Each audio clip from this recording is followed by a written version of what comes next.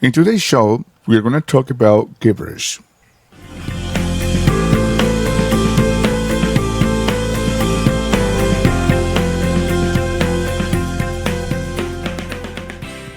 Gibberish is defined by certain dictionaries as nonsense talk.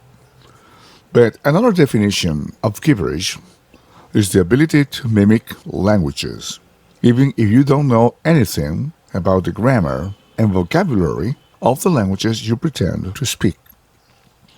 How is it possible to speak in other language or languages different from your own if you're not familiar with the grammar and vocabulary and at the same time sound fluent?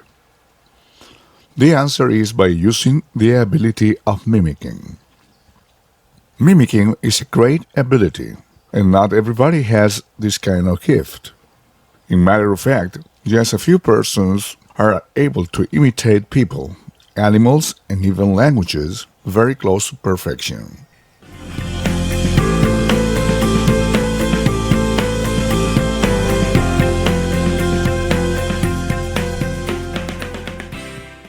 People who practice gibberish just pretend they're able to speak other languages, sounding very natural, as if they were native speakers.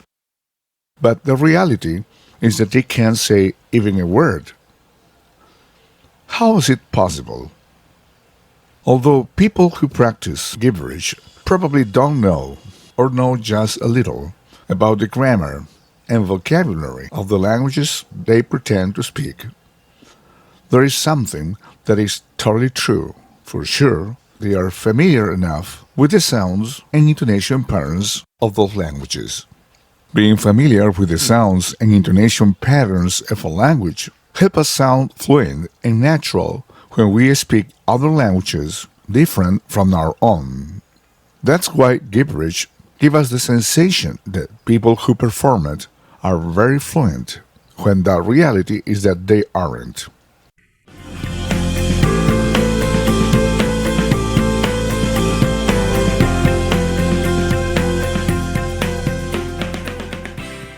What is the connection between talking in gibberish and learning a new language?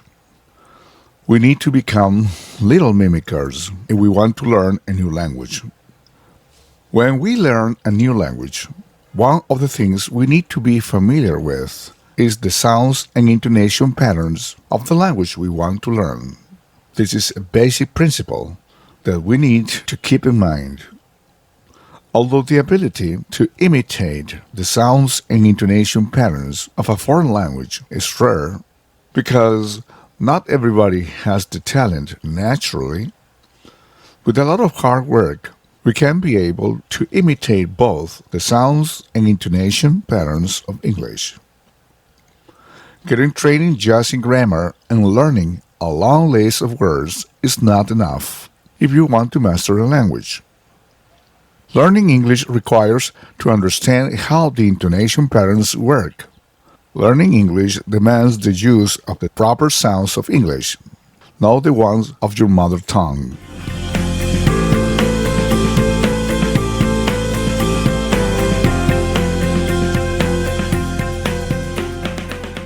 How to master the intonation patterns of English. To explain how intonation works is a very long path, and it is not solved completely at the present time. Teaching intonation has traditionally been neglected from most of the language centers around the world due to its high complexity. So, the best way to learn the intonation patterns of English, to assimilate and internalize the intonation patterns, is not to understand how they work, but imitate them from recordings made by native speakers. What we need to do is to imitate a native speaker's voice by repeating what he says almost simultaneously, as close as we can, just with a little difference in time between his voice and ours. So, we need to follow the recording as if we were its shadow. This is called shadow talking. Notice that We have to try to repeat the sounds and intonation patterns of the native speaker's voice as accurately as we can.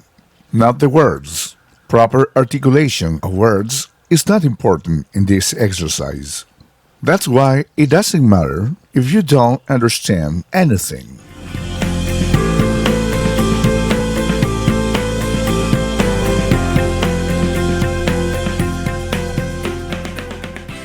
The purpose of this exercise is not the understanding of its content. Content doesn't matter here. It's about sounds and intonation. This is what it really matters when you perform shadow talking. Shadow talking doesn't need a text to read, but if you're concerned about the understanding of the content, you can practice shadow reading as well. Just grab a recording together with its transcript and do exactly the same as with shadow talking. By repeating once and again the intonation patterns and sounds of the native speaker's recording, without paying too much attention to the perfect articulation of words, we're going to master the musicality of English language. That is very complex to explain, but can be easily learned by practicing once and again. 20 minutes a day is the standard recommendation. By acquiring the intonation patterns and sounds of English this way, we're going to be able to sound very fluent like the ones who practice Gibberish. The only difference is that you'll be mastering the real language, not just pretending. This is a good technique that I highly recommend you if you really want to master English pronunciation.